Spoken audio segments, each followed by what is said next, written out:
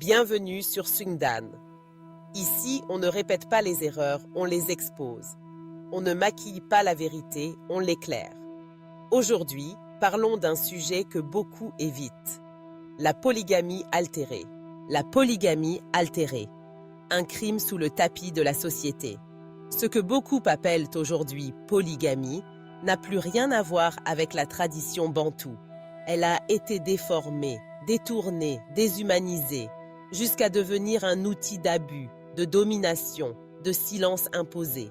Ce n'est plus une loi de responsabilité, ce n'est plus un engagement d'amour. C'est devenu un théâtre de souffrance, caché sous le tapis bien lisse de la culture. Les anciens le disent, ce que l'on voit aujourd'hui n'est pas la vraie polygamie. C'est une polygamie altérée. Et il en existe 3 formes principales, toutes aussi destructrices. La première, c'est la polygamie du vicié.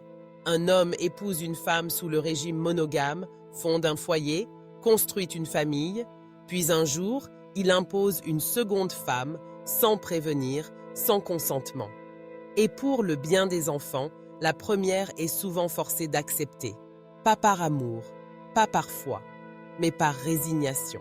La deuxième, c'est la polygamie de l'oppresseur ou du colon. L'homme choisit des femmes vulnérables qu'il peut manipuler, contrôler, faire taire. Il les coupe de leur voix, de leur dignité, et appelle cela mariage. Mais ce n'est qu'une forme moderne d'esclavage déguisé. Enfin, la plus dangereuse, la polygamie de l'omnipotente. L'homme est riche, puissant. Il pense que son statut lui donne tous les droits. Posséder, prendre, jeter, humilier, sans rendre de compte à personne.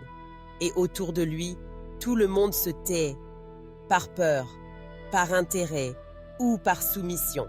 Mais la tradition ne cautionne pas cela. La culture bantoue ne bénit pas cela.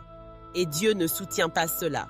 La vraie polygamie bantoue, celle des anciens, était basée sur le consentement, le respect mutuel, la responsabilité et surtout, l'amour du prochain.